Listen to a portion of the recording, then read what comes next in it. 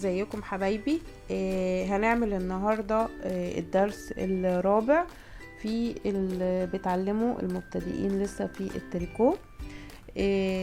وهي غرزة الجرسي. الجرسي يعني الشكل ده اللي هو بيبقى الشكل ده من هنا من الوش، والشكل ده من الظهر. دي عبارة عن سطر عدل وسطر مقلوب. يلا نبتدي مع بعض نتعلمها مع بعض. بس قبل ما نبتدي، لو اول مرة تشوفوني، انا هايدي مكرم من قناة دودو فور تريكو. اتمنى ان انتوا تتابعوني وتدعموني باللايك والشير والكومنت والاشتراك في القناة، وياريت كمان تشتركوا معايا في الجروب بتاع التريكو. كمان انا عندي قناة للطبخ. اتمنى ان انتوا تدعموني بسبسكرايب وبالاشتراك فيها ومتابعة الحاجات اللي انا بنزلها. هتستفادوا بيها برضو في المطبخ زي ما انتوا بتستفادوا في التريكو. يلا نبتدي مع بعض. اول حاجة هجيب خيط مناسب وابرة مناسبة. طبعا اهم حاجة في الشغل بتاعي عشان يبقى مظبوط لازم الخيط يكون مناسب للإبرة، لان لو الخيط واسع كبير عن الإبرة مش هتلاقيه مظبوط، هتلاقي الشغل بتاعك مش مظبوط. هنبتدي مع بعض. هنعمل طبعا اول حاجة، اي حاجة بنبتديها بنعمل غرز البداية. اتعلمناها، هتلاقوها في الفيديو الاولاني اللي فيه الغرزة العدلة. انا عاملة فيها غرزة البداية والغرزة العدلة.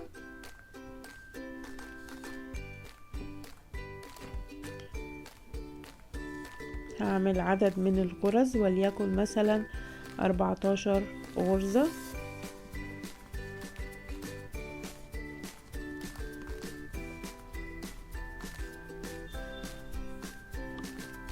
ابتدي بقى اشتغل اول سطر. اول غرزة هشتغلها عدل، في السطر التاني بسحبها. ادي اول غرزة، والتاني غرزة برضو عدل. السطر الاولاني كله هيبقى عدل. احنا خلاص حفظنا ازاي العدل. اعملها تاني برضو بالراحة كده معاكم.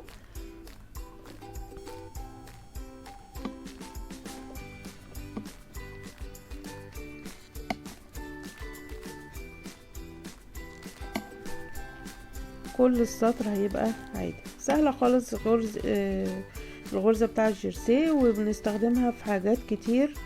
يعني في بلوفرات كلها معتمدة على غرزة الجرسي، بس بيبقى بلوفر يعتبر سادة.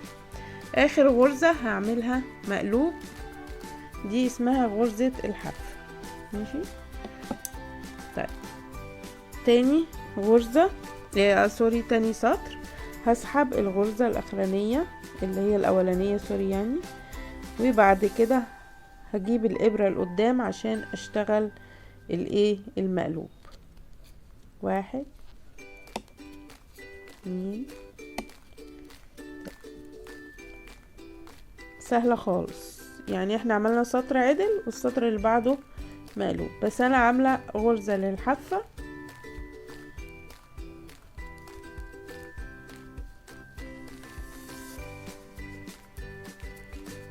ادي اول سطر. خلصت كده سطرين اهو. باينه برضو الشكل بتاعها مختلف خالص. ده الظهر بتاعها وده الوش. لما اشوف الشكل ده يبقى انا هشتغل عدل، اما اشوف الشكل ده يبقى انا هشتغل مقلوب. يبقى انا دلوقتي على الوش هشتغل عدل. هسحب اول واحدة واشتغل عدل. يبقى غرزة الجرسي سهلة خالص، سطر عدل وسطر مقلوب. سهلة بقى نشتغلها ان شاء الله. الفيديو اللي جاي هيبقى هنطبق فيه الاربع فيديوهات اللي احنا خدناها، وهنعملها ايس كاب كده بسيط وسهل عشان تبقوا فرحانين انكم عملتوا حاجة من 4 دروس بس اشتغلتوا حاجة حلوة هبتدي اخر واحدة اعملها مقلوب. دي اسمها غرزة حرف.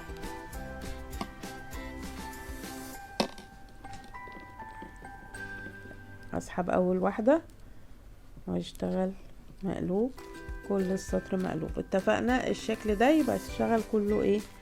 مقلوب.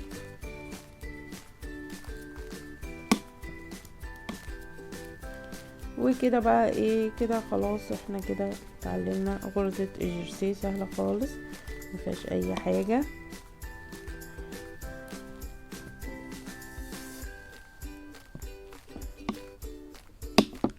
اقلب تاني السطر واشتغل، اسحب اول واحدة واشتغل كله عدل، سطر عدل وسطر مقلوب. دي اسهل من الغرز خالص، اسهل من البليسيه كمان، بس طبعا احنا ما نستغناش عن البليسيه لانه ده اساسي بقى. كده اهو الشكل بتاعها. اكمل بقى فيها شوية وارجع لكم تاني. كده اشتغلت خلاص حبة كده كويسين عشان تبان فيهم الغرزة اهو قدامنا. شايفين علشان المقاس الابرة مظبوط مع الخيط، هتلاقي كل الغرز حلوة، مفيش واحدة واسعة عن التانية. هتلاقي الصفوف مظبوطة، وتلاقيها مش يعني الغرزة نفسها مش واسعة وماسكة نفسها. اهم حاجة ان انا اظبط مقاس الابرة مع الخيط. طبعا ده كده الجرسي، ادي الوش بتاعها وادي الظهر بتاعها. هناخد كمان ادام الدرس مش طويل قوي، ممكن ناخد كمان التقفيل، ازاي اقفل غرز. يعني انا عندي خلصت خلاص اهو البلوفر او خلصت القطعة دي خلاص، عايزة اقفلها عشان ما تكرش. هنعمل غرزة التقفيل كمان معاها. اول واحدة هسحبها دي، نركز فيها بقى شوية. هشتغل اول واحدة عدل، وبعدين هجيب الاولانية اللي انا اشتغلتها دي اعديها من فوق ايه التاني اهي. اشتغل واحدة تاني اهو عدلة، اجيب الاولانية اللي انا اشتغلتها في الاول على التاني، كده اتقفل عندي غرزتين اهو. اشتغل واحدة كمان اهي عدل، اجيب الاولانية كده على التانية، واخلي ايدي ما تبقاش مشدودة. لو انا ايدي مشدودة انا عارفة ان كل المبتدئين بيبقى في الاول ايديهم مشدودة، كلنا كانت ايدينا مشدودة في الاول، بس احاول على قد ما اقدر ان انا ما تبقاش ايدي مشدودة، عشان لو انا ايدي مشدودة هتلاقي الغرزة ضيقة جدا، مش هعرف اعديها حتى من الابرة. هشتغل اهو كده تاني اهو، هشتغل بالراحة كده خالص واسند بصبعي ده كده عشان مفيش ابر مفيش غرز تقع مني.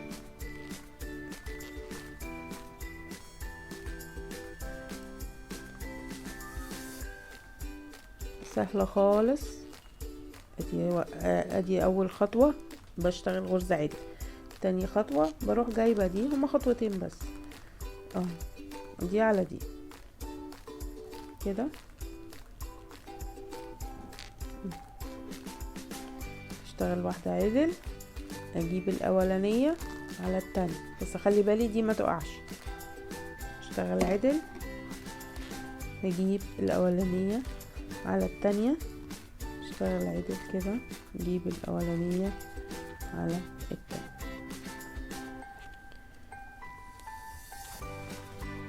كده. انا خلصت. هعمل ايه برضو، ودي برضو خطوة مهمة جدا. هقص طبعا الخيط عندي،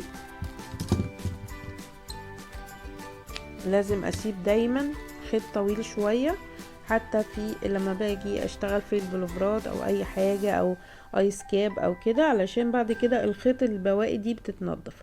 هعمل ايه بقى، انا عندي اخر غرزة اهي، بفتحها وسعها كده، وبعدين بعدي الفتلة بعد ما قصيتها من النص كده واروح شداها كده بقى، عمرها ما تفك. شدي فيها هتمسك اكتر ومش هتفك. كده درس النهاردة خلص، وهو كانت غرزة الجرسيه وتقفيل الغرز. اتعلمنا فيها حاجتين النهاردة. يا رب يكون عجبكم. لو عجبكم الفيديو ما تنسوش بقى اللايك والشير وسبسكرايب وتفعيل زر الجرس علشان يوصلكم كل جديد. باي باي.